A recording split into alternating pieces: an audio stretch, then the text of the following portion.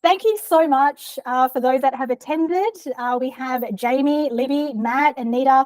And it's interesting, before I started recording, I ended up doing a little bit of an impromptu extra support session with the guys, which is fantastic. So thank you all for sitting in on that. And I'm sure Pete and Jules, you learnt a little bit about the app, which is good. And the things that I have to deal with here with, people asking for help and things like that. Now, I'm just going to quickly open up with, of course, we've got Pete and Jules, and I'm sure everybody do know who Jules and Pete are. They are from Excellent Edges. I'll have a few minutes just to jump into a really cool topic and something that's happening at the moment as we speak. I'll just chat about that in a little bit. But I think the best way for everybody to know a little bit more about Pete and Jules is actually the men themselves. So I am recording this session for those not able to attend. I did have some really good RSVPs and people bummed that they weren't able to attend. So of course, like I have done in the past, I will be adding it into the media file into the Facebook group. And if there are any PDFs, any supporting PDFs that Pete and Jules have to support the session, I'll also add it into the files tab of the Facebook group too. And look, if you have any further questions continuing on from any of these online education sessions, feel free to ask those questions in the Facebook group to share with the community as well. Now, the really exciting thing is that starting in Sydney, Unwritten founders Rob and Hayden will be hitting the road. I have to say, Hayden will be hitting the road on Thursday, but Rob already has started his 7,000, I think I've got that correct, Rob, kilometre journey to start driving up the coast. They will be, and yeah, they'll be making a difference from August 1st to August 15th. They'll be traveling up and back the coast. Their journey is more than just hair. It's about our planet and the beautiful coral reefs that need our help. Along the way, they will meet incredible people, share stories, and learn from experts like Ryan Donnelly of the Reef Restoration Foundation. And their goal is to raise awareness and funds and hope for our reefs. So their goal is to raise $5,000 for the reef restoration, and 100% of the donations go to the reef restoration, not to their drive tour. Now, you can join them at particular meetups. You can follow their journey, be part of the mission, and every product you buy, every dollar you donate, every word you share help protect the future of our oceans. So by buying unwritten wetline products from 15th of July to the 15th of August, we will donate 50 cents per bottle to the Reef Restoration Foundation. You can also directly donate. You can also participate at the tour meetups for indie drinks and learn how to protect coral reefs. You can also spread the word to raise awareness with your clients and fellow hairdressers. The first stop is this Thursday, 1st of August, 5 to 7 p.m. at Botanica by Collective Space in the Gold Coast. We will also have founder Indie Hair Academy, Angela Rose. She'll also be present, have a little chat to everybody too. Then the second stop is Friday, the 2nd of August at Freedom Suites in Brizzy. And then the third stopover is the 16th of August in Cairns. So it's another highlight stopover with Ryan Donnelly. And with these indie meetups, it is drinks. Rob and Hayden will be passing out free product as well, which is the new Lit Up Blonde shampoo and the Level Up shampoo as well. And for more information about the Revive the Reef tour and to donate, I will be posting, adding in the chat box at the bottom there, the direct link for the article. If you want to donate and know more information, you can also search hashtag Revive the Reef. So free products and merchandise will be handed out at the stopovers, 5 to 7 p.m. drinks, and it's to raise awareness for the reef restoration. Okay, I've got some other people wanting to come in. That's all good there. Okay, I'm going to pass it now over to the fantastic Pete Walstab and Jules Tognini. Take it away. Thank you very much. How are you? Hey guys. You're good? We'll take that as you are well. Not in smile. Not in smile. How are you, Pete? I'm well, thanks, Jules. Thanks for joining us today. It's very handy that you're here because I can't cut hair anymore.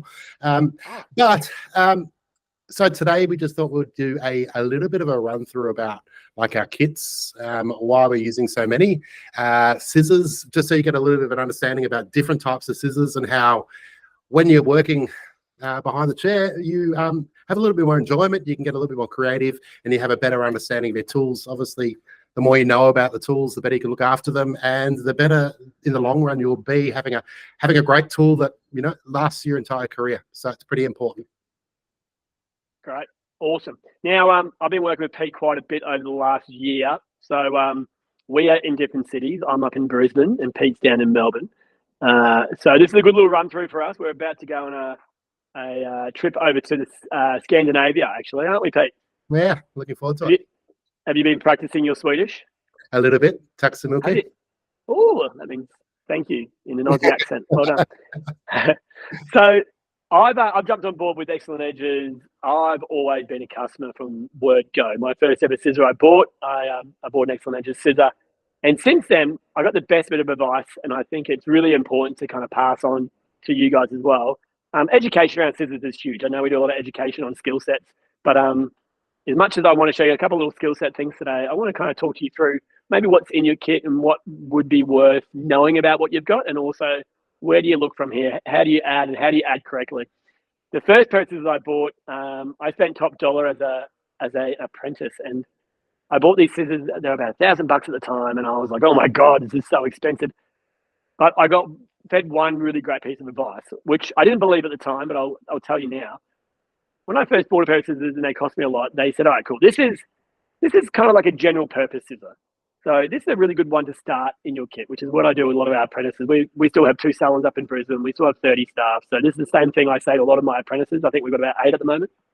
And it's always important to go, try to afford the best you can get, because the idea is that scissor then will be with you for your career. Now, if you buy correctly, you don't have to replace your scissors. You then end up adding to your collection. So the first pair of scissors I got still with me today is this little guy. It is probably my go-to. This is called a Fuji. This is an NF. They're probably my go-to. If I had to use a pair of scissors and reach for something, this is kind of like a little extension of me. This is about 18 years old, and it still works. It actually works better because it's worn into the way I cut now as well. So since then, I have bought more scissors before I kind of got on board with Pete. But I met Pete. We've been friends for quite a while, but maybe about 8 years ago, I had an education company, and Pete came in and spoke to our educators about scissors, and he donated kits to all our educators and spoke to us about scissors. And I was like, oh my God, this is amazing. Why has no one ever told me about this? No one knows anything about scissors. No one's been taught. No one's been educated. You've had normally some person rock up to your doorstep at your salon or your suite, and they're flicking scissors. They don't really know how to use them.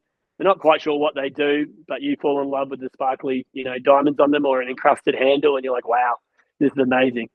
Looking good is great, but also making sure they work well is really important.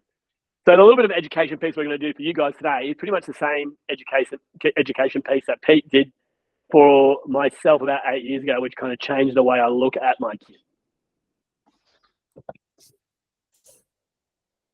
Oh, hello. Hi, how are you? No, good. Sorry, you just cut out. All right. So where's you from here, Pete? Okay, I think we should quickly get rid of the technical stuff done at the start, because I find that's a little bit tedious. But if we quickly run through that, get that information out, and then we can move into some more exciting stuff like you doing some cutting. I'm just going to share my screen for this bit, and I'm going to quickly talk through a little bit about it. Wish me luck on the screen sharing. This is my first Google. Thank you. Did you delete your browser history? Oh, yes. It's not my first rodeo. I said on my second. Okay, now I'm tipping that this is now. Can we see it? Can you see it? Hello? We can see a bit of a vortex, or is that just me? Oh, is it a logo now? Nah. Go and do the logo again. Oh, what?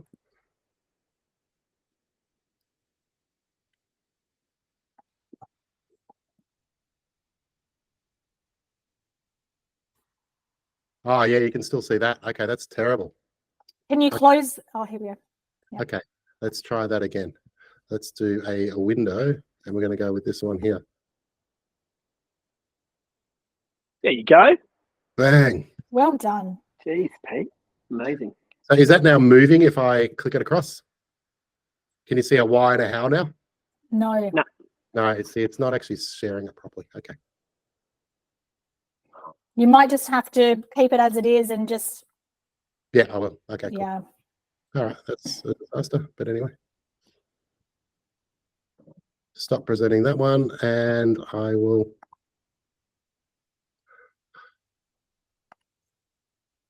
I was hoping that this would work. And if I've got that, is that good now? No, Oh, still. Yep. yes. Hey, perfect. You got it, mate. Excellent, Pete. Okay. Well, Hurrah! all right, we are underway, and hopefully that's the most difficult part of today covered.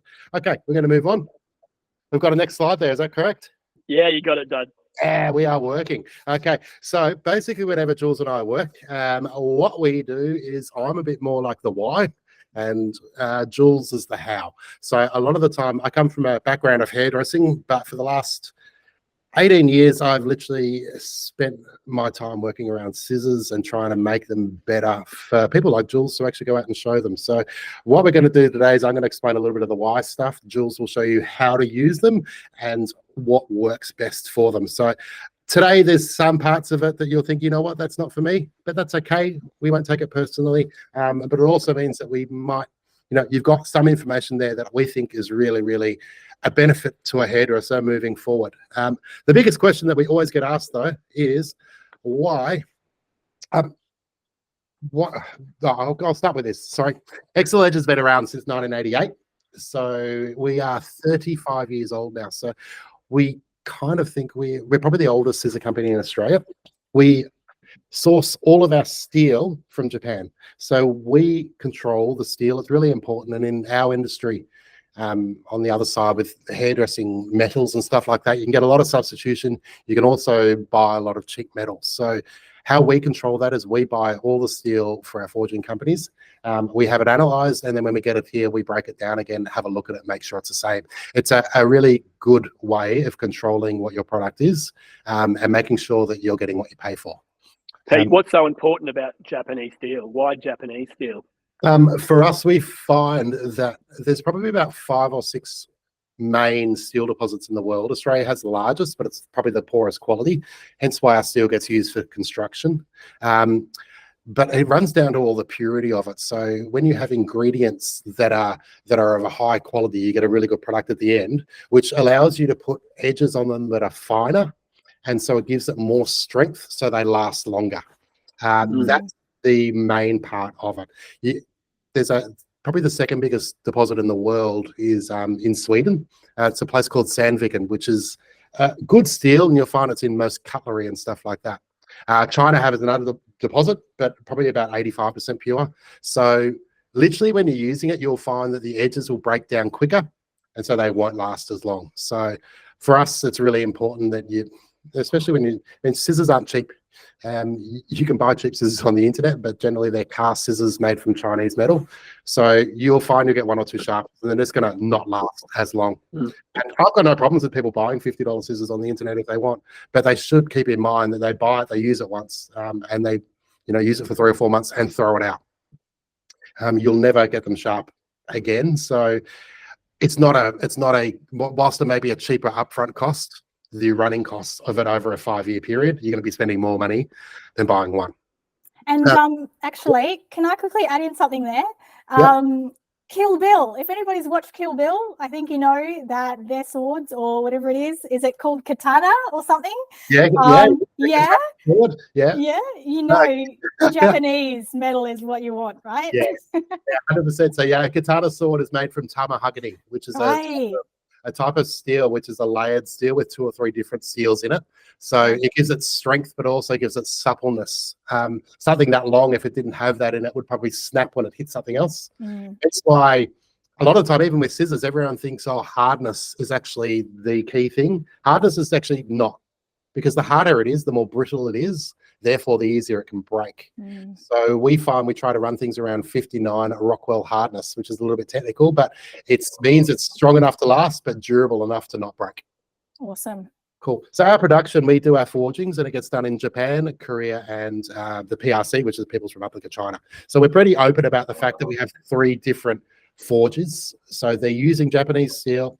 They put the forgings together, and then it comes to Australia. Once they get done, then every scissor is then hand finished in Australia. I can confidently say that we are the only company in Australia that actually get all the scissors, pull the whole lot apart, reshape it, re-edge it, and remake it into a purpose-built scissor for a specific cutting. And most other companies I know will actually just buy the product.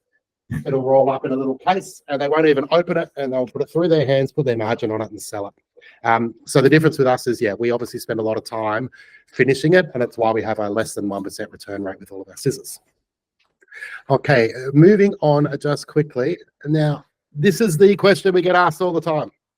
All the time. Why so many scissors? So, look, apart from Jules looking like a bit of a wanker with that little belt pouch with 1,000 scissors in it, there is a reason for it. And it's because we share different types of cutting techniques across different blades. So as much as it would be wonderful to have one scissor that can do everything, the reality of it is that's a unicorn, and unicorns don't exist.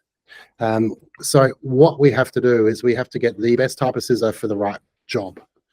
Now, people always say, you know, makeup artists, if you're doing your makeup, like how many different brushes does a makeup artist use?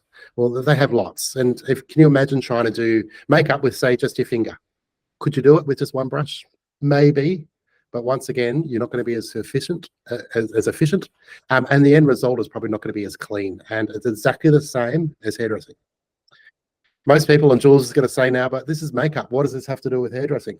This is makeup, Pete. What's this have to do with hairdressing? Well, funny you, I should ask, Jules, and thank you for that. I appreciate your input to this class. Let's bring it back to brushes. How many brushes do you have, Jules? About 47. What? well, I'm a big hair nerd, but at the same time, I realise they all do different jobs, right? So I think when we're looking in the salon, we have a bank of brushes, and we definitely have around 50 brushes, and everyone has their favourites, but also a lot of people use different things to get different results. Now, I know you can be the purist and you might just use a Denman brush, and that's fine, but what you're lacking is you're not getting exactly what you need for certain hair types. So when we saw this whole slide goes the same with if you're a colorist and you're doing color in the salon, you realize, why is there so many different types of red on level 6? And then you go, oh yeah, cool. And ideally what it is, it's so your job is made easier. You can enjoy it more, you get faster results, but it's easier. So I guess when going back to scissors, this does the exact same thing. When looking at scissors, there's different scissors for different occasions. So blade angles are really interesting, Pete, because this is something that I didn't really realize when I first started cutting. Yeah, it is. It's something that's if you've got a blunt cutting scissor, this is looking at a blade straight on. I'll show you a little bit later once the slide finishes on an actual scissor. But all of our blunt cutters run at about 50 degrees. All of our slicing scissors run at about 30 degrees.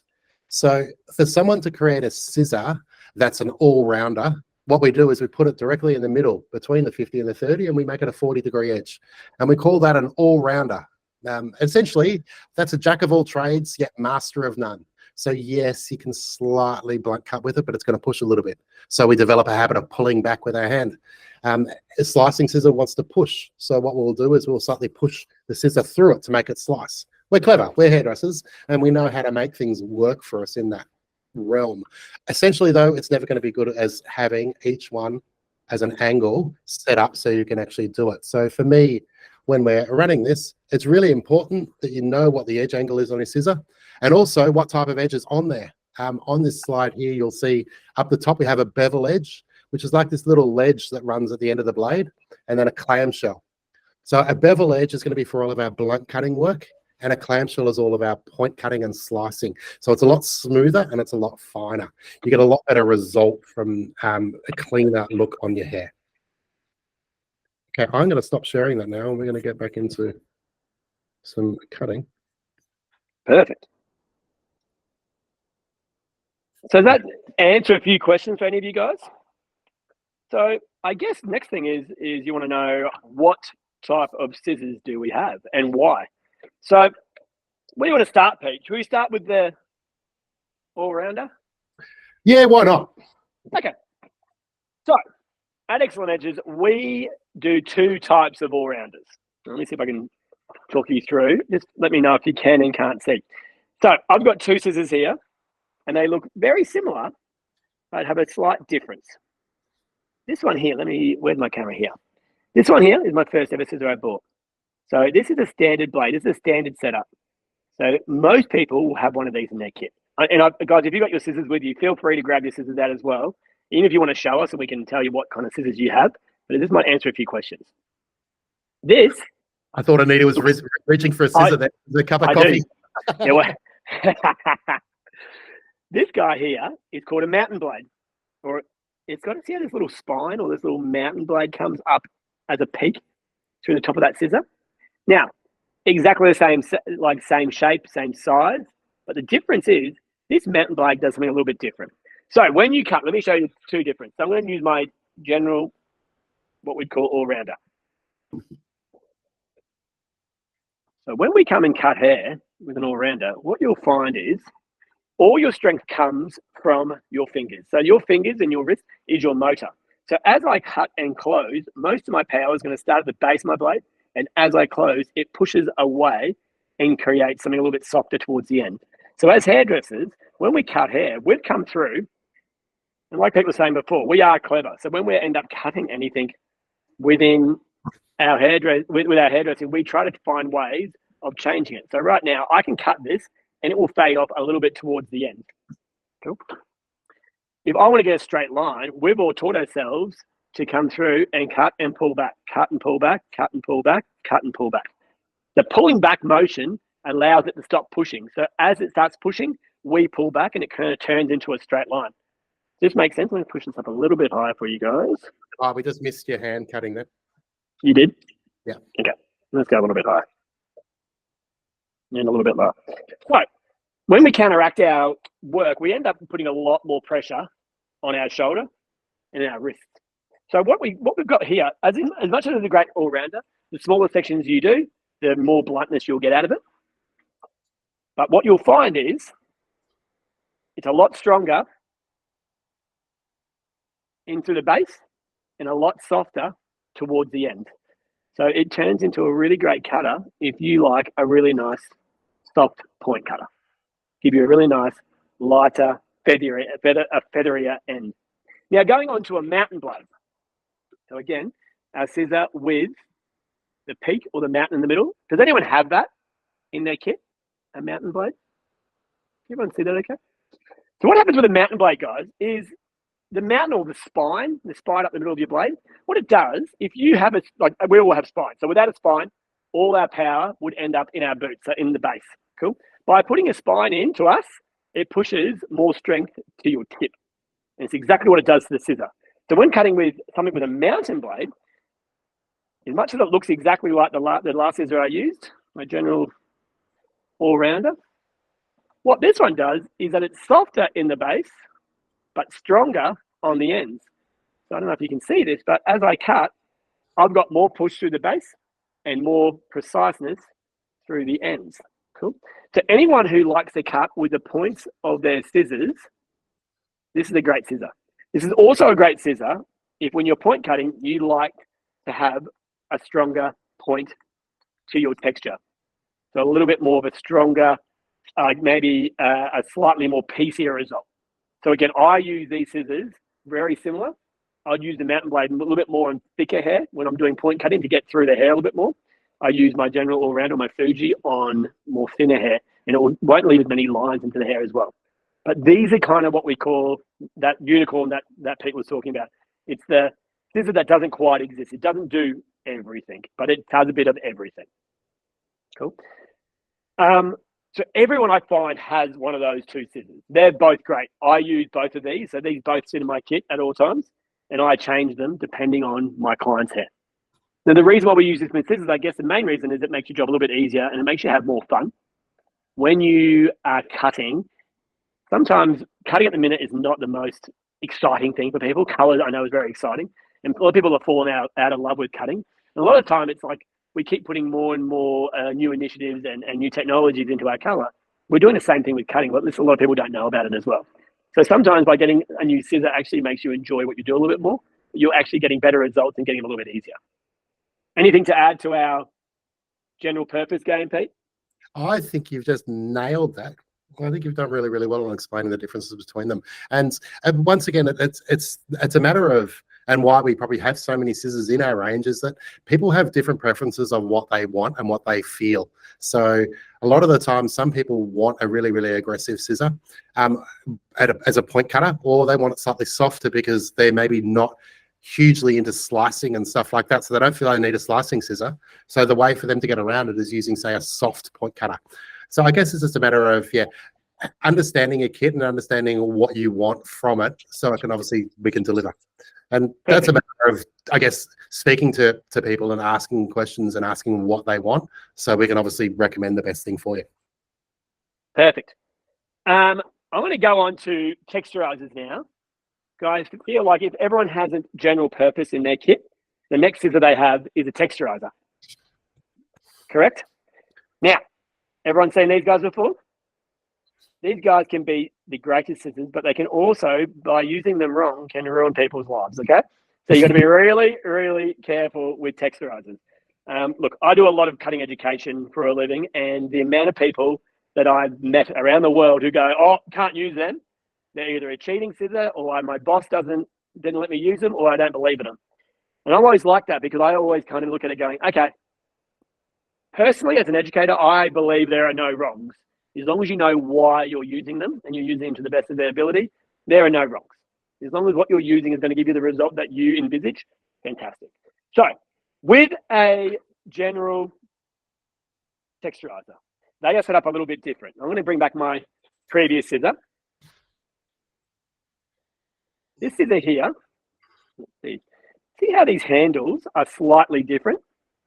This one is what I call, what are we going to call this, Pete? That's an offset handle, mate.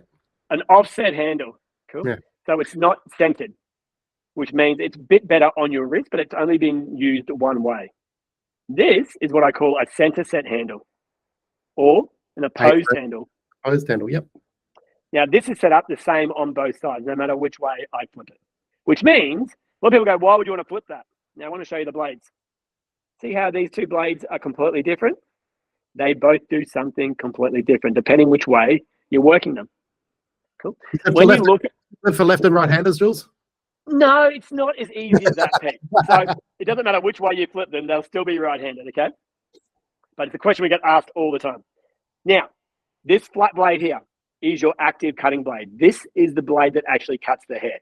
This other side, the side with the teeth side is kind of like, I want you to think about foiling for a minute.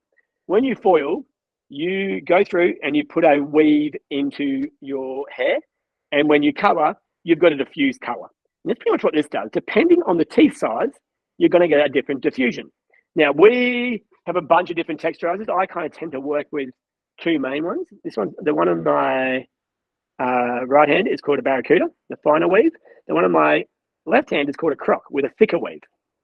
Now, I don't know if you'd believe me if I told you this, but these two scissors take out the exact same amount of hair. One is a fine weave, and one is a thicker weave. So same amount of hair, one slightly more diffused, one slightly more visible. So I want you to think about when you're coloring hair and you're doing a weave, you might do a really fine baby light foil where it gives you maximum diffusion. Cool. By taking a thicker weave, maybe on slightly more wavier hair or curlier hair, all it's going to do, it still gives you the same amount of color, but it's in different spots. So it gives you more highlight. It gives you a slightly more aggressive finish. Same thing with both these scissors. So let me talk you through the barracuda first, and then I'll tell you through the croc. Let's go through how not to use it first, hey? It's always a good starting point. I'm going to go back to my long hair for one tick. Can you guys see this okay? It's coming through? Yeah, okay, cool.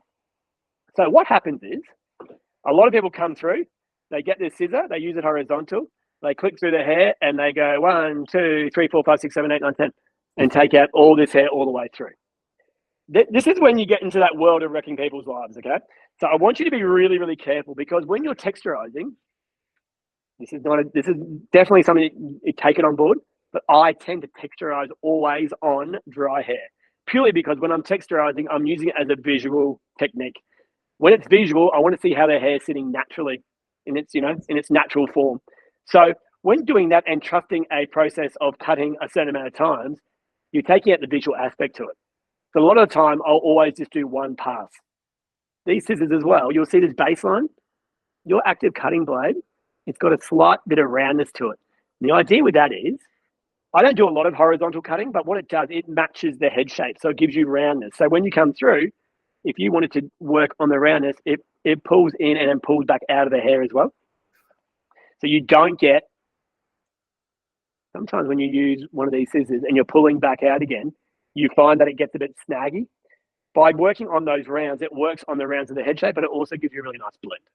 Cool. These scissors are also at a really high end. I might get Pete to tell you what steel exactly these are made out of, but they're at the really high end steel. And the reason why is it's so you can put a lot of detail on your teeth. So if you're using a cheaper metal or cheaper steel, you'll find that you can't get as much detail. So when cutting, you'll get a lot more lines. Cool. Sorry, Pete. No, absolutely correct. It's made from ATS 314. So with that, when Jules says we can put more detail in, so we've got a finer lead tooth on it. So the tooth that actually distributes the hair on it, on here, is super, super, super fine. And then we have 5 little lead nibs off it to actually grab hair and push hair into the slots and channels. We have similar scissors in lesser quality, but it doesn't have the same teeth detail. And the reason why is if we were to put this tooth onto a lesser quality steel, these little prongs would just snap off really quickly over time. So the lesser quality thinners that we do have, whilst thinners look similar, they have way less detail on the teeth. They're not going to collect as much hair. And if you try doing it, it will break those little teeth off. So the better quality steel is really important in these texturizers, and we always push people to buy base if you can't afford it, and just wait and buy the best you can in these, purely because these will last you 30 years. The amount of time you're using them in a haircut, it's not as much as a cutting scissor. I find that you only sharpen them maybe every 4 or 5 years. Yeah. I've had my Barracudas. I've had these ones here now for 22 years, and I think they're better now than when I first bought them because they're a little bit softer. So weird. And it's funny because a lot of people will use, I tend to lend my scissors out to a lot of people in class, and they feel my scissors, and it's a certain way you cut that kind of wear in your scissors as well. So it gives you, I quite like having a scissor that you kind of get it to be a little bit of a, tailor-made to your hand in the way you cut. So when using these scissors, you've obviously got 2 sides. Cool. So if that's the active cutting blade and I'm using this on top, when I cut, it's actually cutting the hair on top. Now, again, like I said, these are really, really soft. So you don't really see a lot of those markings, but it means that short hair is actually sitting on this top profile here. So by switching this around, it means that when I cut, I'm cutting from underneath, which means the length is sitting on top and it's tucking all my little bits in underneath. So it's not going to make it a visual thing. The texture these give you, to me, it's more of an inner working thing for my haircuts as opposed to a beautiful visual texture. If you want to do visual texture, I tend to go to sliders, dry cutters, even point cutters. But something I want to build up internally works better with these. And I do it a lot on bobs. Let me bring a bob in here. G'day, Bob. How are you? Good, thanks, mate. All right. When we do bobs, we kind of get this normally we go through the back and we get this beautiful little shape. And a lot of the time, the shape in the back of your bob, here's a little face in here, the shape in the back of the bob tends to sit really heavy. So what I find is by working and doing some detailing internally, I can change the shape of almost my head so the hair falls over it a little bit nicer. So when I do my bobs, I love to use these Barracudas to remove weight. I'm going to tilt down. And what I tend to do is I slightly take diagonal forward sections. I pull this back. And when I cut, I work with my flat blade underneath, my teeth on top, and I cut almost an internal graduation in. So as I cut, this starts to build this beautiful shape in underneath. So I work all the way forwards. So always think about doing graduation, guys. But by using this, it takes out a bit of weight out of the end and creates a new shape for the hair on top to fall underneath. So as this falls in, it tucks in. So it's removing weight in a certain way. So you're being clever with the way you're doing this. I call this like internal like almost internal foundational, internal shape. This is internal texturizing, but it builds your shape for your hair to fall on top of. It gives you really good longevity with your clients. So letting that hair fall over the top, everything in here now tucks in and gives you a really, really beautiful shape. Also, there's a lot more hair to the back than there is on the sides of your head. So remember, by taking a little bit more out of the back, it might help with the density match up on your bobs. So things like this is great. Yeah, but just a question. We have Craig in the chat box. He asked. Hi, Craig. Yes, Craig Rhodes. Hello. He said, can we go back to why the dual handle? I think we went off on the usual tangents. Yeah, cool. No. No, not me. So dual handle. Yeah. The reason why you want to do this, by cutting it a certain way, I might show you on a fringe there, Craig, as well. But what happens? Use the other fringe on that other mannequin. It looked pretty good, that fringe. Oh, that, yeah, it looked really good, didn't it? Did you like it? Yeah, you're getting a bit of heat in the chat box about the fringe. I'm going to cut it for you guys later. I can't show you everything. Let's work with this front setup. So when I do fringes with the dual handle, the reason why is that it means you can access it and work your hand placement in the same way. Cool. It's like styling. When you style hair, if I was to style with an iron, people sometimes can be ambidextrous with their blow drying and styling, which means whatever you do one side, you want to try to match the other. So some people will be ambidextrous, which is great, but a lot of people will change it up and they'll do one side this way and one side this way. And what happens is when you change, the hair distributes differently and you're not doing the exact same thing on both sides. Because a lot of people aren't ambidextrous and we can't do a fringe with our left hand and then our right hand, what happens is our hair changes. So I always try to take a little bit of weight out of my fringes and help get that little flick. Everyone's into these like curtain fringes still. So let me show you a little setup that I do with these thinners. And I over direct. When I put my scissor in, cool, my flat blade is going to sit on the outside. And what that flat blade does, when I cut, that hair is actually going to wrap around my flat blade. So I'm going to cut through. This looks pretty scary for a lot of people. But what it does, it means I cut from the outside, which means all the hair length is on the inside. Let me do maybe 2 sections or 3 sections of this. Come across, over direct. So it's kind of creating like an indentation into the hair. So when I let this go, I've got this beautiful indentation internally in the hair, even on really long hair still. And it starts giving me this like really nice shape and flick.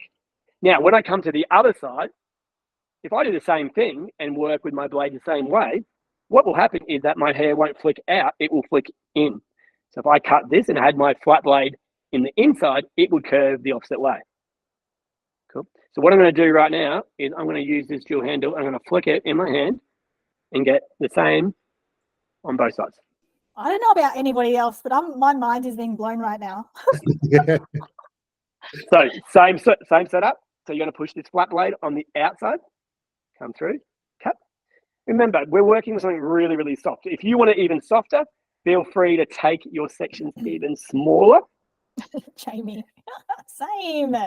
So what happens here, and this is all to do with internal. You can build the best internal shape into your haircuts. But this is a really cool way of getting someone who doesn't want to commit to a fringe to have that framing without losing your length. So everything is internal. That indentation that you create is the exact same indentation you get with your brush and your blow dryer, or when you have irons and you decide to put your iron in at a certain place and bend, it does the same indentation. The difference between this and your scissors is that this is really temporary. This is like semi-permanent. Cool. So when that client goes home to try to style their hair, they've naturally got that styling cut into their hair already. And Anita, sorry to keep you waiting there for a little bit. You have a question. You've raised your hand. Put yourself off mute, and then ask. Oh, you're on mute, Anita. You okay. Am I off mute? I don't know how to put something in the chat box, so I just thought I'd put my hand up. I've got a couple of pairs of your scissors, and I'm looking at that. I've never done that with my thinners before, swap them over, but mine are offset. No, they're not offset. They're the twin, but I've got the offset standard. But my question was actually going to be at the end of the session, so sorry because I've interrupted. I'm in WA and we do not have anybody that services scissors very well. My last service was terrible and has cut so much out of the end of my scissor. So I'm off to Bali very soon and I'm going to send them to you guys, but I don't know whether they can be fixed. So most of the time, yes, we can. Unfortunately, when you have a mobile sharpener, they tend to use fairly coarse stones and discs and stuff like that, so they can grind a bit of life away from it. Most of the time they are repairable though. So it's just a matter of how bad they're done. I've seen some terrible ones, so it's really hard to tell you without it. But my thing with sharpening is it's a little bit like when you have a car, you wouldn't send it to a lawnmower place as well. Like, because we have certain different edges and angles on it, we really strongly recommend people to send it back here to factory. And so we offer a service where we'll send out a scissor, a lone pair, if you need that. So you literally will use a scissor in the meantime. You get it delivered, you put your scissor into the pouch and send it off to us. And our service department is generally same day or next day, and including price is express post back. So I know being WA, it can take 3 or 4 days, but it's just we had a couple of sharpeners that we were using, but unfortunately they just like hairdressing. Like hairdressing, it's years to become a really good hairdresser, and years of experience. And unfortunately, we just haven't been able to find people that we can 100% rely on. So we always go back to bring it to us. You know it's going to be done right. You've also spent really good money on it, so don't throw that money down the drain by getting it done mobile. Yeah, I know. It was originally, it doesn't matter anyway. I'm going to send them back. I've got a couple of your pouches, so I'll just send them.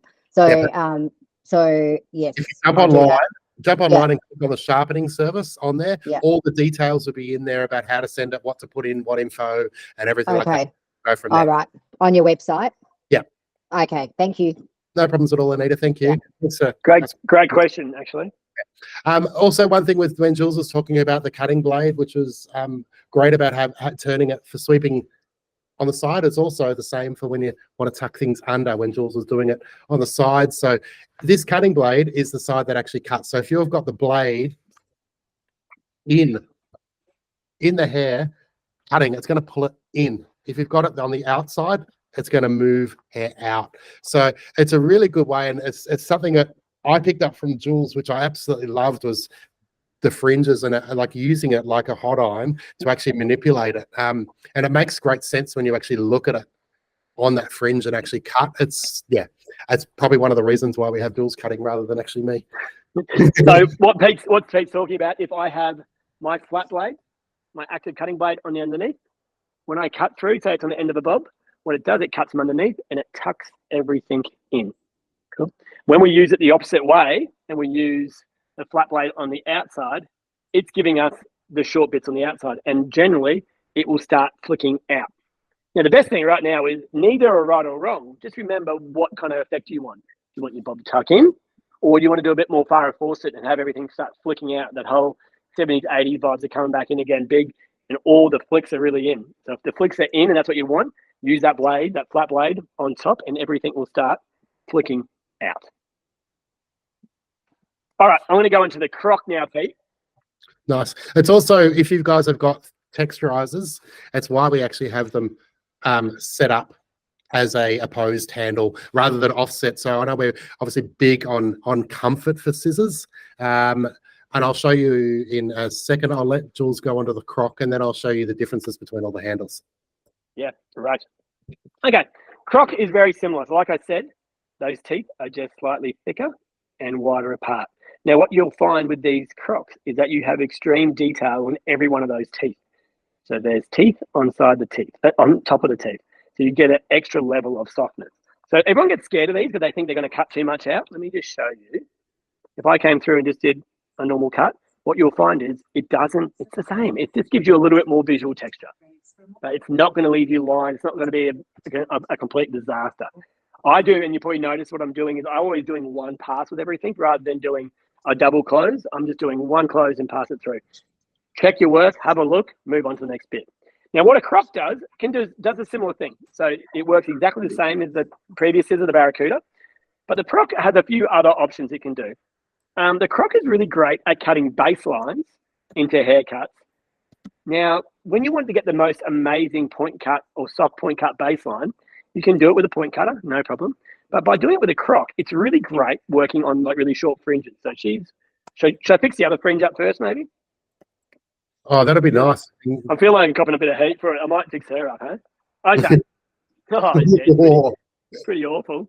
mean, is there any fixing that really? No. Well, she was telling me she's from Canberra. She's been seeing Craig Roach. And so what I want you to do, I want you to grab your scissor. I'm going to put your flat blade underneath, and I am going to work this across, open and close and open and close, open and close. These scissors will cut you a straight line. By using the flat blade or the active cutting blade underneath, it's actively tucking every single section all the way through. So every time it cuts, it tucks that fringe in. Normally when you cut a fringe like this and you cut it with a blunt cutter, it spurts straight out. What this does, it actually tucks it in as we cut. So this is amazing for bobs with fringes. You can actually get away with so much with these. Let me try to do a little bit of a length down here too. Can you see this a bit?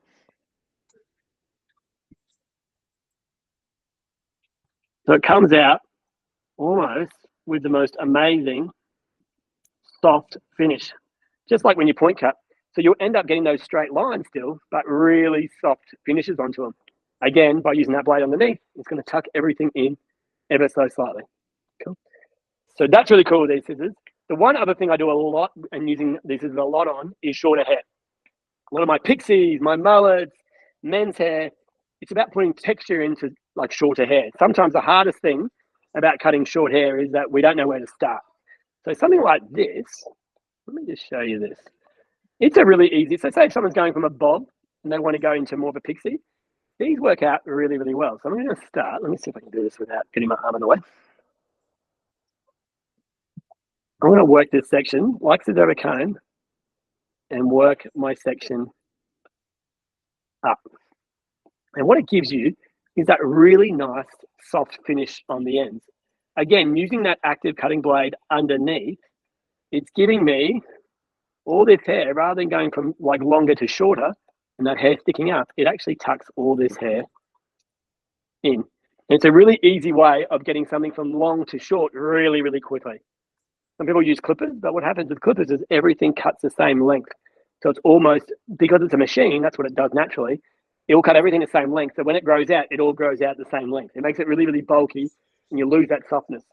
So this is great to work and get your longer shapes really short, but make them look like they've been lived in. The other way I like to use these a lot is for point cutting and getting texture really, really close to the scalp. So if I want to point cut into this and break up my shape, I tend to use, I want to show you, this is a really cool feature too. On this scissor, I don't know if you can see this, but as I open and close, your flat blade is slightly longer than your teeth blade. See on here? What it does, it allows you to rest that flat blade onto the scalp so you don't cut people, but getting really, really close to get texture into the hair. So I tend to rest this blade against the head shape and come through and point cut. By coming against the grain, you're going to actually help push the hair up. By going with the grain, and again, the same thing, against the grain. With the grain, but against the scalp. This is allowing you, giving you texture, but getting the hair to sit down. So again, think about when you're doing texturizing into hair. If you texturize anything with the grain, that texture is going to be softer and smoother. If you texturize anything against the grain, in this way, it's going to definitely explode your texture out. Exactly the same as I comb with the grain or I comb against the grain. So when you look at these scissors, there's so many more ways of using them just by putting in all those things that we know with our styling. I cut hair really similar to how the way people color and the way people style. And my saving grace of what I do in the salon is that I cut the styling into people's hair to make sure that their hair is more wearable and enjoyable every day. So I find that this is where those scissors come in, is when you can start making and creating shapes into people's hair without them having to do too much. What have I missed on these, Pete? Anything to add on the old croc? No, I think you've kind of covered that. For me, when people talk about the fact of is there a general purpose scissor or an all-rounder, if I had to actually choose a scissor which is the most all-round general purpose scissor, I'm actually going to choose the croc, essentially, because of the fact that you can cut blunt with it, you can actually cut soft with it, you can slice with it. Any technique that generally you do, you find that you can do it with this scissor, but the end result is it's always going to be softer and diffused. A blunt line, when you're coming straight across as a blunt line, and see how Jules is doing it like a Pac-Man running across it, it'll be a blunt line still, but it's a softer blunt line. So as it grows out much softer. It's one of those scissors for me. It took me a long time to understand it, and now that I've got it, I'm obsessed with it. It's probably my favorite scissor. Yeah. Quick question, sorry, fine hair with those scissors? Doesn't matter. Yeah. All good. This is what happens when people get into their head that they think, oh my God, I can't use it for certain things. You can use any of these scissors on any type of hair as long as you understand how your scissor works. And I guess it's going. Some people will tell you don't use it on this. For me, it's like go out and try it. Go a little bit easy to start. Maybe try it underneath. Take a smaller section and work your way. You might love the texture that it gives you on fine hair. You may not love it at all. It comes back down to personal preference as well. Cool. The last thing I wouldn't mind actually talking about that was going back onto the handles, talking about the 3 different types of handle that we have. So we have what we call a straight up opposed handle. I'm going to put it here just so you can see it better. So that's an opposed handle. So it runs across like that, directly in line. What happens with that is as we're using it, you get maximum control out of it. Like there is maximum control, but you'll look at my elbow position. Because of where my thumb is positioned, it's actually quite high. So probably the least comfort, but the most control. When I move into my offset scissors, you'll then start to see what happens there is the blade shape, while they're lined up on the thumb, what will happen is I can drop my elbow slightly and my blade is now straight here. So a little bit more comfort and control. So that's the offset. And then the last scissor that we have is what we call a craned handle or a craned scissor. And you'll see that it's actually bowed right down. So when we use that one and we load that in, you'll notice that with the handle, then our elbow drops right down to actually make it horizontal. So 3 different cutting positions when you're using it, and they all relate to comfort and control. So for me, it's a matter of choosing what works better for you. For me, I'm sitting definitely in the offset range. I find that as much as it's comfortable, I lose a little bit of control having it down like that. So 3 different handles, yeah. And you also offer a lot in your swivel handles as well, right, Pete? Correct, yeah. But it's just important to know that when you are buying a scissor, what do you want from it and how do you actually use it? Like, so do you need it offset? Do you need it craned? I know Craig, for example, Craig's hell-bent on his Yamatos with a crane handle. He likes things comfortable. Yeah, here we go. Crane's right. Here we go. I'm probably an offset one, but I mean, and then you look at someone like an old school Sassoon. He was a opposed handle, and it's pure control. And that's sort of why we have this. And it also means that you flip it and you don't have the issues of a texturizing scissor being the wrong way. You can't use it that way because it's reversed. And the last thing you want to do is start cutting overhand with it. So yeah, opposed handle for our texturizers, and then a choice of offset and offset or craned for your cutting scissor, I think is the best way forward.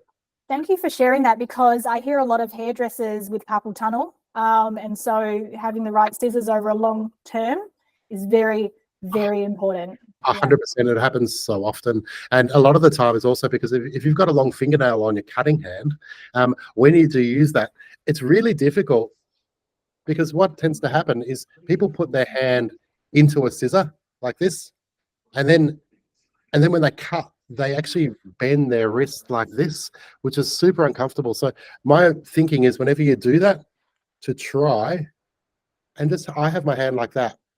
Like my thumb is just resting in there. So it just means as I'm cutting this way, my wrist is straight and I have way more control. So Pete, are you saying it's not a competition on how far you can shove your thumb into the scissor? The amount of time people do that, and it's just like, oh wow, that must be so uncomfortable to cut with. But hey, if your thing is you have a long nail, well then what you do is you get a swivel. So that swivel then allows you to flick it, and you can still put your hand in there to cut with. And just quickly as well, you know those little inserts that you can put into the rings of the... Yep. What's your thoughts on those? Rings. What was that? What's your thoughts on those? What are my thoughts on fingerings? Yeah, those the inserts that you put into the rings of the handle. I had some of those, and look, each to their own on this. I'm not about fingerings at all. I don't like the feel of them. I've noticed. Yeah, I chubbier fingers anyway, so I can control it with that.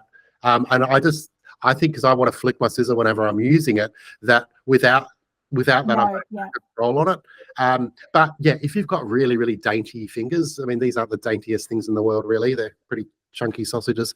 So I don't really need them. But yeah, if you need to, yes, by all means use them. Yeah. But a really important thing is clean them, because so much buildup gets underneath them. We get scissors coming in here that have had an insert in there for a year. It's not the nicest. Perfect. And I think going on to that as well, what you'll find is if you get a chance to ever go into store or get one of the Excellent Edges crew around to you, you'll notice that every type of hand and finger setup is a little bit different. There's a lot more coming out, a little bit more ergonomical. So something like this, I don't know if you can see this hand, but it's slightly off on my thumb. So when I put my thumb in, doesn't matter what size your thumb is, your thumb almost just rests on the outside, not even in it. So if you have nails, you can definitely still use something like this with nails. This allows you to kind of be a bit fancy too by changing the way you cut, by using overs and unders, but it gives you a bit more of a comfortable setup on depending on how you like to use your scissor. And all it is, it's maintaining, trying to keep your wrist as straight as possible to look after it for longevity. Cool. As soon as you start getting bends in here, this is when that carpal tunnel starts getting you. Sometimes it's also about the height of where you're cutting. I like to cut a lot at eye level.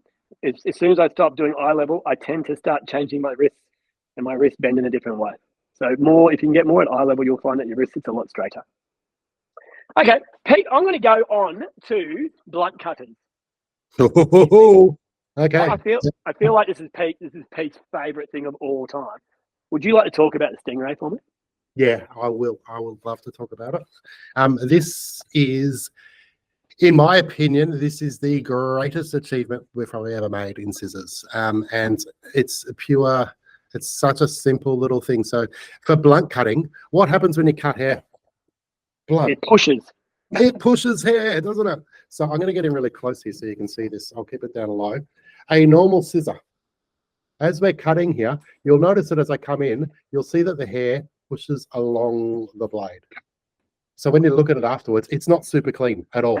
And it's because as that blade closes, it pushes the hair along the blade. And you'll notice the angle between them, it gets finer as it gets to the tip.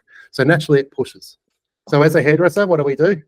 We want to counteract that by creating this motion. And what we do is we create a series of 6 or 7 cuts to create the illusion that we've created a blunt line. I'll tell you, it's actually not a blunt line. It's a series of 6 little lines trying to be joined together. It's not blunt. Into the Stingray. You'll notice this blade here, how small it is on the one side. Now, when I close this blade, you'll notice the angle between the two. As it closes, you'll notice that the angle actually stays the same the whole way down as it closes. So what it does is it doesn't allow the hair to push along the blade. If you look at it like that, you'll see it's like a little hill as well. Does anyone here run for a hobby? I can tell you I don't run and I find it disgusting.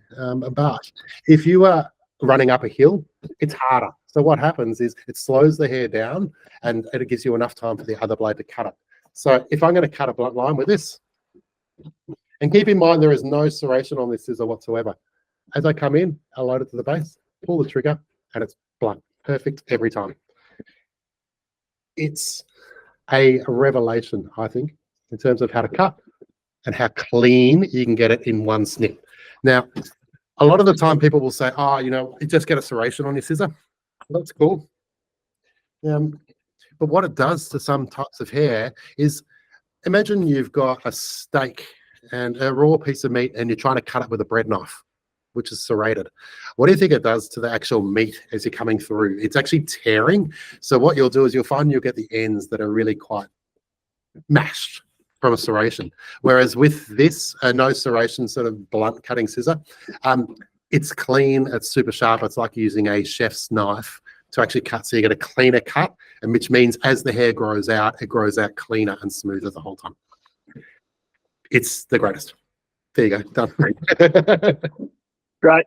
I know, I couldn't agree more. And I think with your haircuts, just to add to it, rather than always having to come back, you tend to work forward all the way through. So it Yeah. means that you're putting less strain. It's faster. It gets through really, really thick hair as well. You can take really large sections with this. Peg, do you want to just lob a baseline on that while you're there? Yep, no problems at all. The beauty about it as well is having that smaller blade here. You're up against the skin, so you're not going to get anywhere near as much graduation as well. You literally can use the whole length of the blade. So I can come into that base and I can just load it in and just cut. Bang, clean, super sharp. And because it's not a serration, you can also cut sort of shapes into it. So if I wanted to slightly cut something that was rounded, I can literally come into this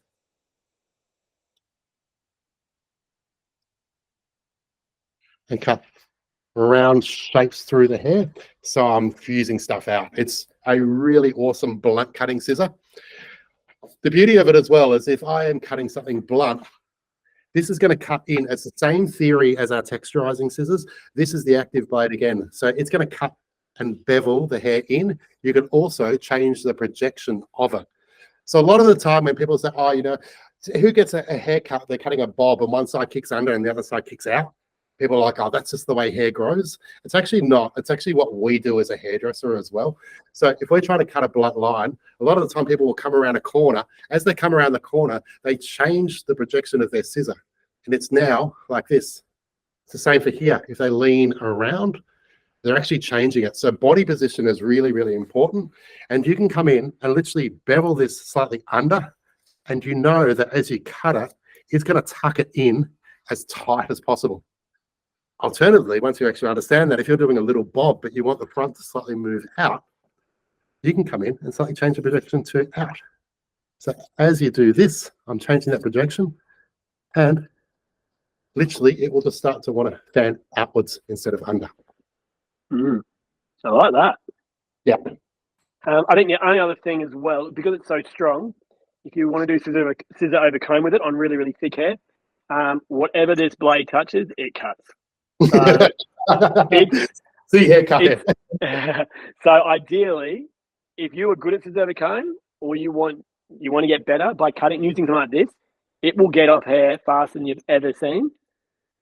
But at the same time, you just got to make sure that you're working those hand and comb in tow to make sure you're not leaving steps into the hair. But it will get off hair really, really fast. Everything it touches takes it off.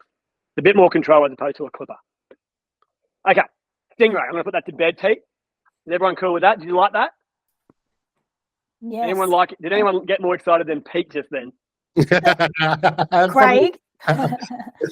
Craig said, so it works like pressure graduation in brackets if you're old school. You're old school, yeah, cool. 100%. 100%. It's on now at the minute. Oh, yeah, he does say good. I don't even run for a bus. So I'm just I wouldn't if I was going to be bashed. I'd just rather take the hit. This is you running. Would run to the toilet though, wouldn't you? Yeah. I'm nearly wearing nappies at the minute. So, okay. Moving on. Lovely. This little guy here, this is called the Manta Ray. Now, this I would put into our blunt series, but it's more precision. So when using the Stingray, because the Stingray is such a big blade, the one that Pete just showed you guys, when using that, sometimes people find it a little bit hard to get into hard to reach places, do graduation, maybe more of our purists as well who love cutting blunt lines and having that more of a sassoonish type upbringing into their hair education. You'll find that going into the Manta Ray, very similar. It is a blunt cutter. The difference between this blade is that it's a lot skinnier. Now, there is a thing around building strength. So everyone used like a hedge trimmer before, something with a medium-sized handle and a really large blade. Now it gives you good strength. That same kind of setup, the same metal, is used in a bolt cutter. But what happens with a bolt cutter is you have a large handle and a small blade. Now, it's not because the blade or the steel is any stronger. It's all based on a thing called leverage. The larger your handle, the more pressure goes to the blade. And the same setup with this. I don't know if you can notice, but this little center set ring here is actually pushed forward a little bit, making the handle a little bit longer. The handle, by being longer, will give us more leverage to the blade. You'll also notice the blade's a little bit skinnier. So the fatter the blade, the more power it will bring. The skinnier the blade, the more power that will get pushed through to the ends. So something like this, it might not be as strong getting through a whole load of hair, but then coming in and doing all your section work. Let me come up in behind so you guys can see this. But it cuts, again, all the way from the base to the tip. So again, another very strong cutter. What you want to see with these scissors as well is it allows you to stop having to pull back on your sections every time you cut. So working just forward, and you'll get a really strong, sharp finish. So anything like this, again, great for blunt cutting. So again, if you wanted to put in a really strong fringe, using that whole blade and working across will take this straight off. You're not getting that push towards the ends, you're getting the evenness all the way through. But again, the blade being a little bit smaller, it's going to be a little bit harder to get into those hard to reach places. Now with the Stingray, you have to use the whole blade to really get the most out of your power. With the Manta Ray, the one I'm using now, you can use any part of that blade. So traditionally, if you are more of a cutter through the points of your scissor, then great. These work brilliantly. Yeah, I think the best way to describe this is if you're back in the day, people were a Sassoon's cutter or a Tony and Guy sort of thing. I think if you're a Sassoon trained or in that vibe where you want something fully precise, blunt and bang, this is your weapon for it. It literally is small, delicate, and just removes hair. There is no forgiveness in this as well. Slicing with it, just horrible. You wanted to know. I'm not sure whether we can get the sound on here now, but if you were to try and slice with this, you'll hear it here. It's like, can you hear that? That's pretty savage. Like, and clients will hate it. You'll hate it. There's just nothing soft about it. It's unforgiving and relentless as a scissor. That was actually the scissor, by the way, not me going. Again, really great with detailing around ears, being a little bit small. This is a 5.5 inch. So being a little bit smaller allows you to kind of be a bit more precise with your hair cutting. Funny enough, I think I've seen a lot of this hair cutting coming back lately as well. So if that's your vibe as well, this is just the most amazing scissor. Does it point cut? Like it does, it's just aggressive. Cool. So if I was going through to point cut something, again, whatever's in those teeth, it will cut. So it's a lot more aggressive than what your general purpose or your mountain blade would be. Cool. So a little bit stronger. Not one that you want to pull back on, otherwise you'll start feeling that tear into the hair. Okay. All right, we've got 2 more scissors to go. And then we're done. All right. We are going to go on to something I find that's really, really great is a scissor that got introduced to me a little bit down the line after those kind of main general purpose, point cutting, texturizers, blunt cutters came in. This whole thing came through as dry cutters or sliders. Everyone heard of this? Now, does anyone use a razor? Give us a thumbs up if you use a razor.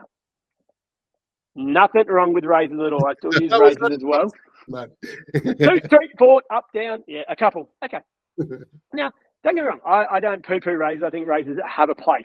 But the reason why you'd use a razor is a lot of the time you're using razors on wet hair. So you're cutting in that softness on wet hair. Sometimes a little bit hard to see if you're putting in texture when you're working on wet hair, how the hair density is, if you're taking enough weight out, can you see that texture? So I tend to like to put my texture in once the hair is dry so I can completely see visually what I'm doing. Razor, the difference between a razor and a scissor, let's have a look. Razor and a scissor. Razor, 1 blade. Scissor, 2 blades. 1 blade will shave, 2 blades will cut. So when you're using a dry cutter or a slider, this is called a marlin. And a lot of people go, he's a little guy. Now you can get these bigger, but what I want you to see is how much roundness there is on that blade. Now, the idea with this is if this blade was a lot longer, it would turn into a full circle.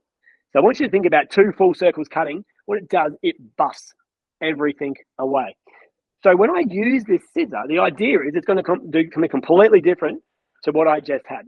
So if I come through this hair with no pressure and cut,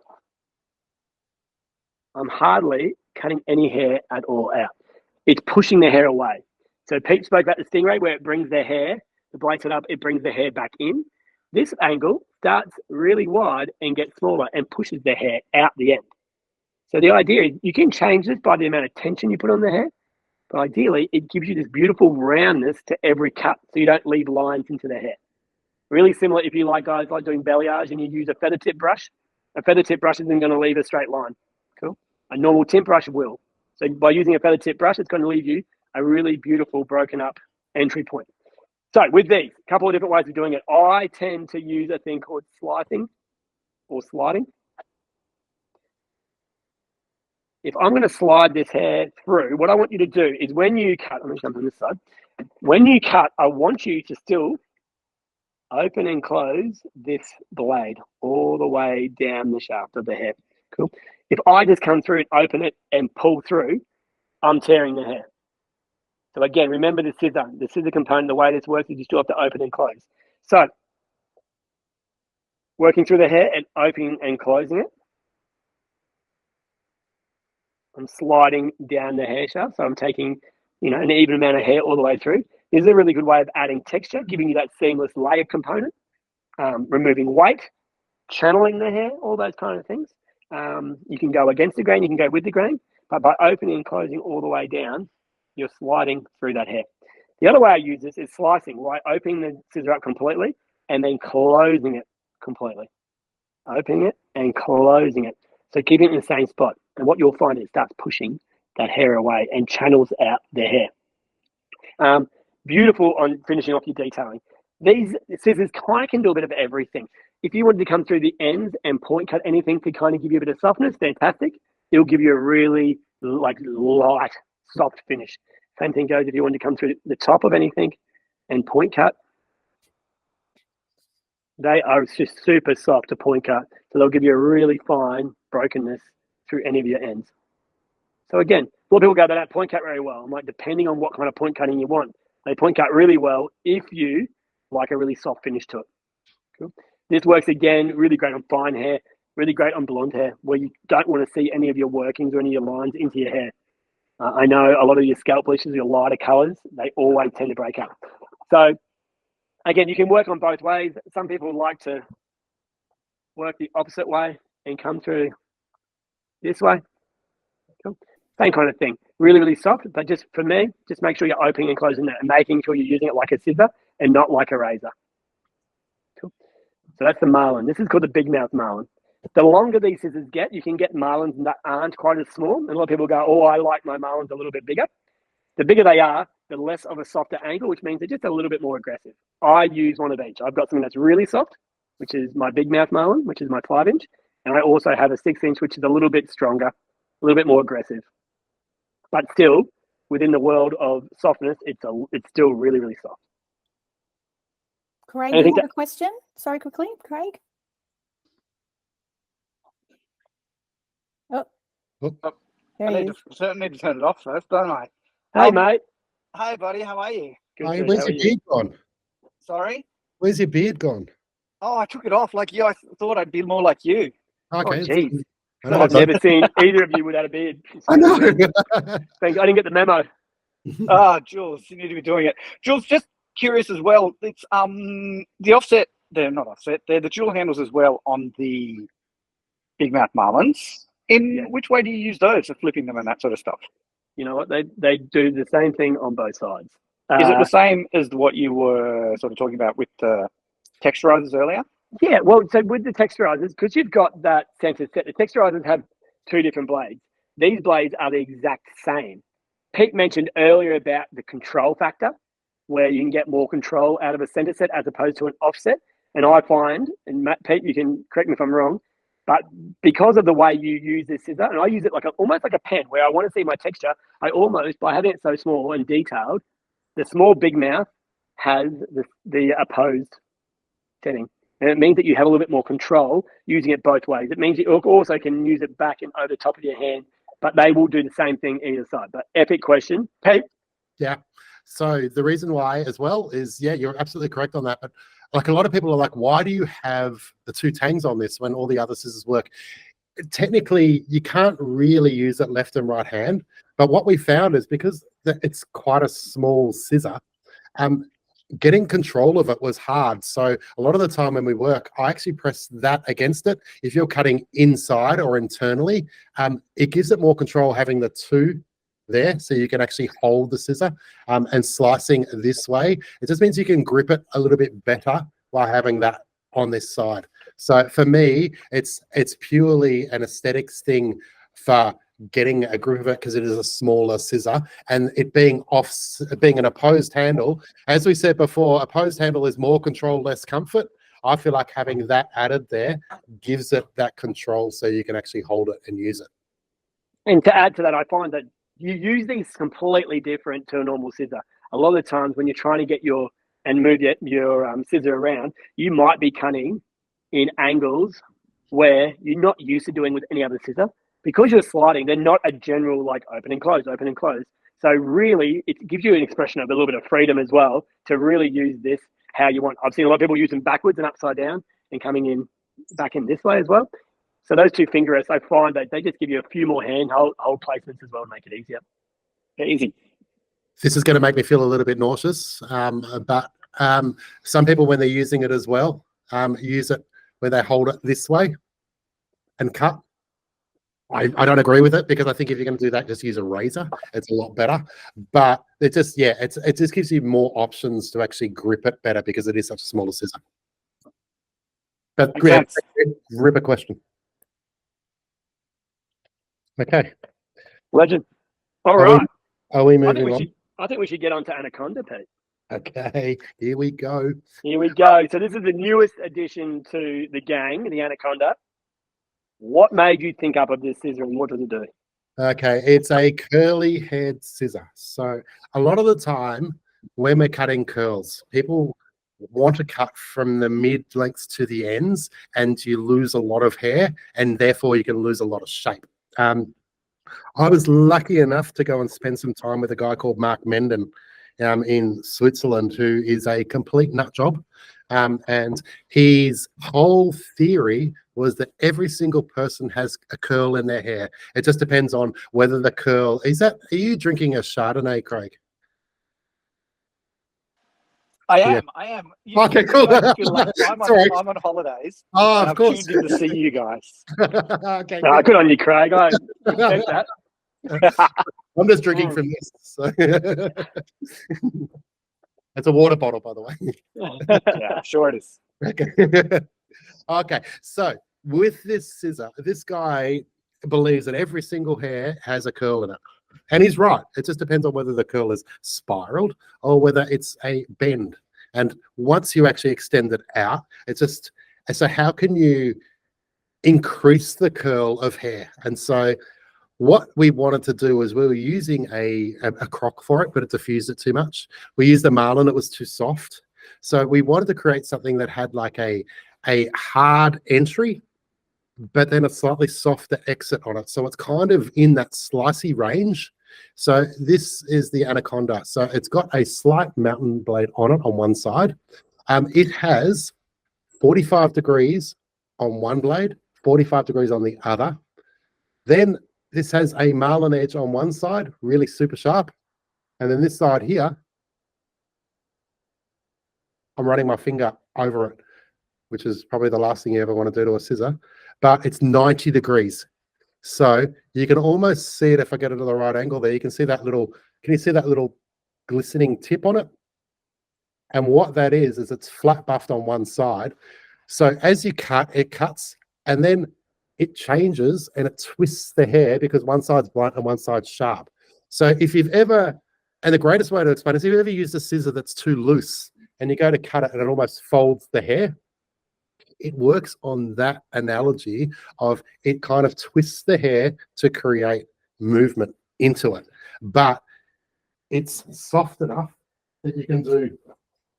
And he said, I'm going to cut a baseline. This is something that really did blow me away a little bit. And it's something that I don't straight up teach purely, but if I want to enhance someone's curl on the hair, I literally will load the hair up.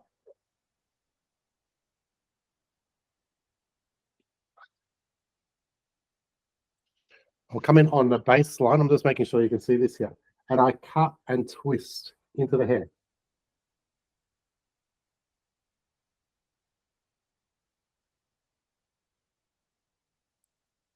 Now, what that actually does is it creates different lengths in there and cuts in. So it actually promotes a little bit more wave through the hair. So you can actually really accentuate a curl in it. I'll try and do it one more time on this side here. And I'll get really low so you can see. Oh, yeah, get low. Get low.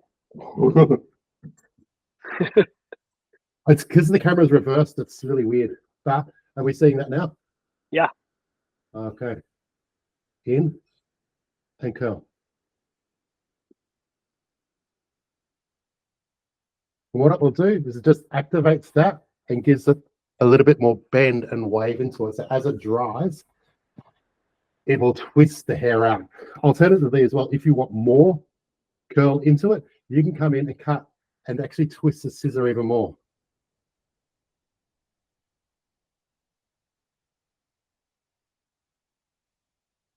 And as the shape dries, it gives you this like really beautiful pieced out ends to your curly hair. So it's kind of like cutting a curly baseline blunt, but having that looseness in those ends so you still don't get those square ends on the ends of your like curly bobs.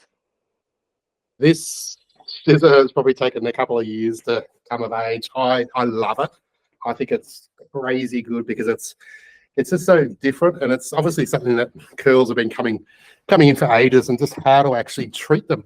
And a lot of the time, we just treat it like straight hair, and we don't look after it the right way. So I kind of find with this scissor, you can work on wet hair to enhance certain areas. You can cut strong baselines in. This still looks good, but it's ironed out if you're going to do it straight at some point as well. But also, this is really good to finish on as well. So when I say finish on, I mean finishing curls on. So if you look at like a curl and you see where the bend is on it, and if you work on that bend, I'll come in and actually activate the curl by working it through, and you can just freehand this. And what you'll do is you'll find that it'll enhance the curl and actually bring it up. So it's just a matter of softly finishing it, looking where the bends are in it, and running it through. Soft. And what it does is it just gives those ends a really nice, clean look, as opposed to coming through and slicing hair the whole time. So it's a great little personalized scissor to enhance, you know, that sort of curly look and shape. And it's a real freehand scissor. So for me, I think it's kind of one of the better things we've done in the last couple of years is really trying to narrow in on what it exactly is for a hairdresser, that we can actually make a tool that works perfectly for their needs.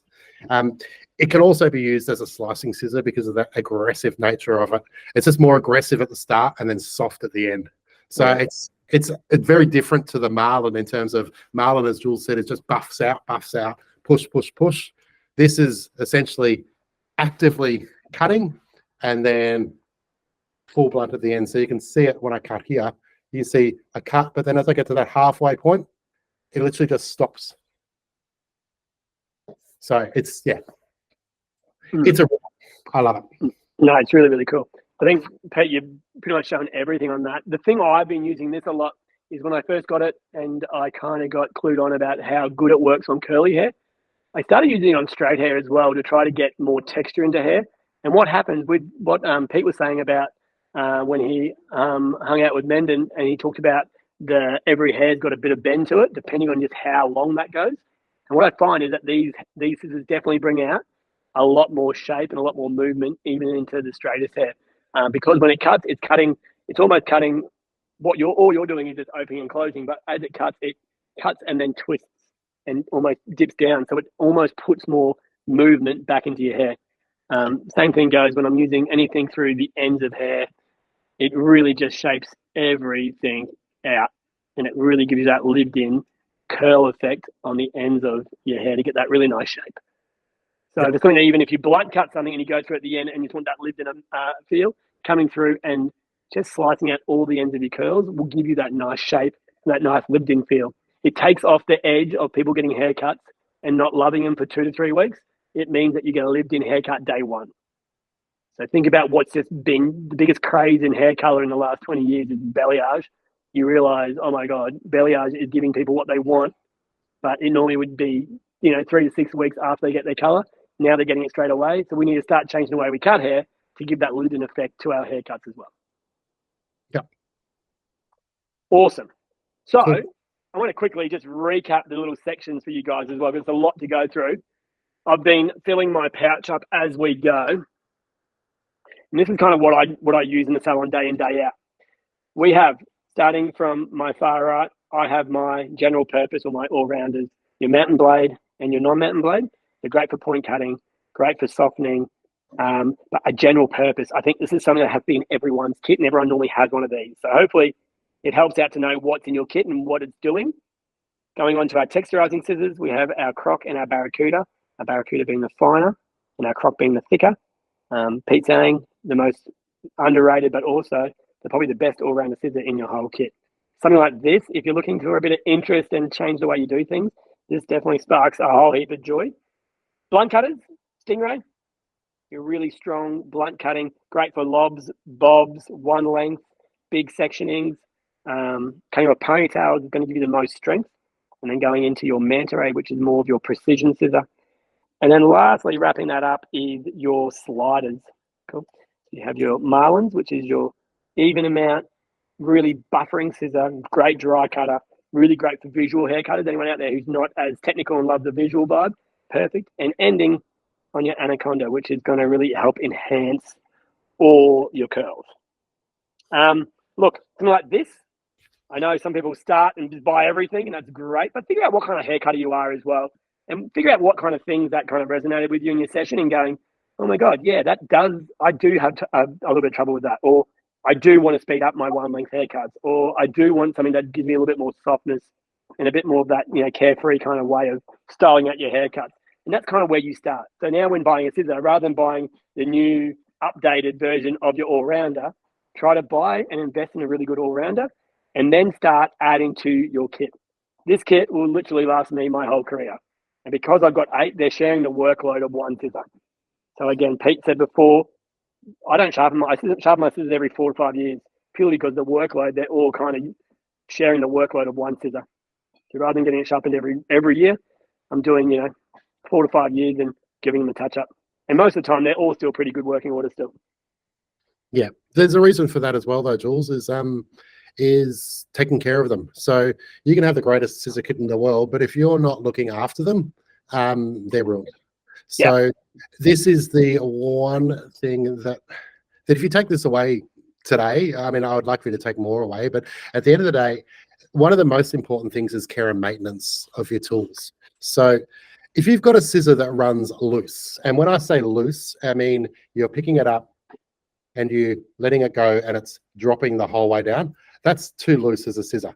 Like, it's just never going to work. What will happen is as the scissor, if it's loose at the base here, as hair goes into it, it'll compress slightly. And as you close, it lifts off the base. So what happens is then your edges start bashing into each other. So your scissors will burn through like 10 times quicker than normal. So the best way to correct tension is to actually be able to hold the scissor like a clock, 9 or 12 o'clock, 9, have it flat across, give it a little bit of a shake, and literally it should drop about halfway. So little shake. That's the perfect tension of your scissor. So if you're running it like that, as you close, it's not going to cross over. The ends are never going to hit each other.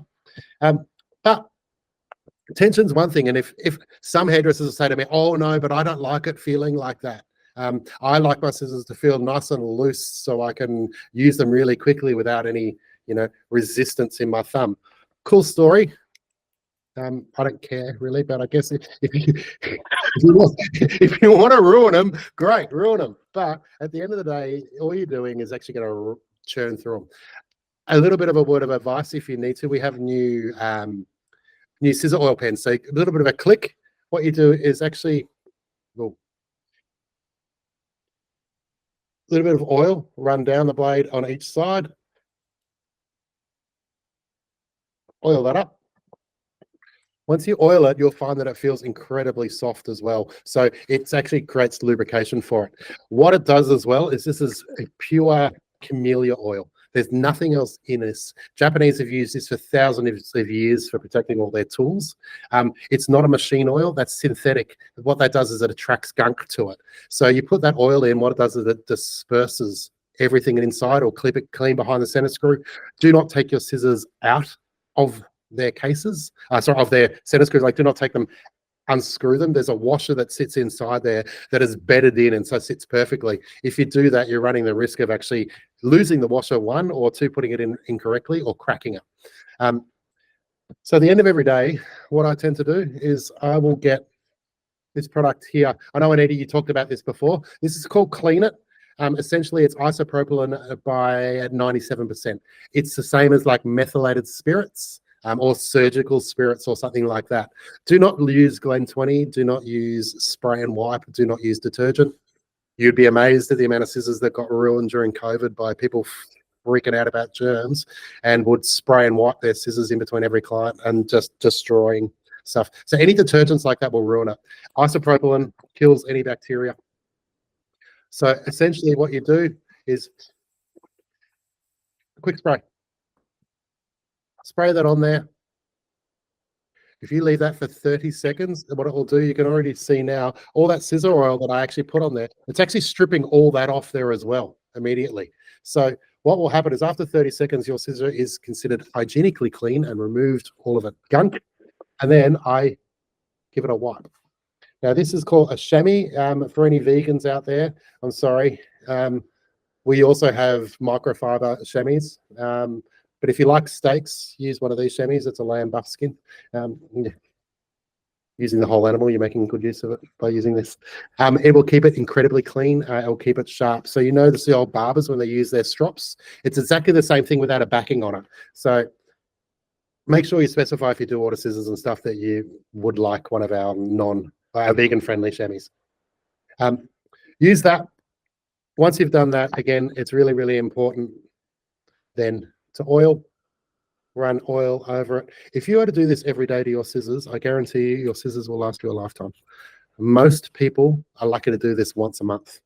I see firsthand how much work goes into scissors being made out here. And so I guess I've learnt a whole level of respect for it, that if you actually take care of them, they will, in the long run, treat you so well and you'll have them for years and years and years. This one you'll notice had a clicking center screw. If you have one that requires, like our Barracudas, there's this little screw here. Doesn't actually manually do up. Amazingly, there's this guy, his name was Jeffrey Screwdriver. He invented this device. And he's called it the screwdriver. What he does, it's actually not true, but anyway. Don't go and Google Jeffrey Screwdriver, please. But what happens is you actually pop that in there and you line it up with there, and you put it in, and then it's righty-tighty, lefty-loosey, just to get the proper tension on it as well. When you first buy a pair of scissors, you'll notice the washer will bed in, so it will loosen up. So in the first week, it's really important to make sure that tension is correct. From there, quick little check. If you were to do this every night, your scissors would last you a lifetime. At a minimum, it should be once a week, and it should be on a Saturday when you've left them after a busy day, and they sit there all weekend, and you don't touch them again until Tuesday. Yeah, take care of them. They take care of you. Perfect. I love that little bit of advice. If you are looking to purchase scissors, I created a little discount code on our website, and the discount code is called Teamwork. So when you use the code Teamwork, discount will be a 10% discount on there, and we thought that's a good little incentive for you guys today. It's Teamwork, all lowercase. Type it in there. And that's how you get the discount to work. Pete and Jules, you're welcome to, because you're a part of the Facebook group, you're absolutely welcome to put up a post after this and just put some key things in there, including that discount code. Please do, as well as some other bits and pieces that you mentioned, taking people to your education and all that sort of thing. So Anita's got here great cleaning tips. I'm very guilty of neglect too. Yeah, Anita saw my We're all message guilty. and I'm guilty. Yeah. Guilty of it. Well, thanks for coming along and coming to hang out with us today. No, it was absolutely fantastic. Thank you both. Before I do a little bit of a wrap up, is there anything else, Jules and Pete, you wanted to add? Or if you forget anything, obviously the Facebook group, just chuck it in there. You're welcome to. Has anybody else got any questions quickly before I close off? Pete, teamwork makes the discount work. Yep, that's a very good one. Thanks, guys, for all the info, Matt said.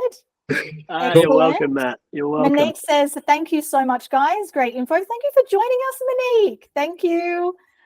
Guys, if you also reach out to us on socials if you have any questions, if you're a little bit unsure. We've got great reps here as well, but also Jules and myself. Yeah, we spend half our life on social media. Or Jules's, social media manager does, but I'm sure they'll come up and ask a question. He'll be able to dictate an answer to them.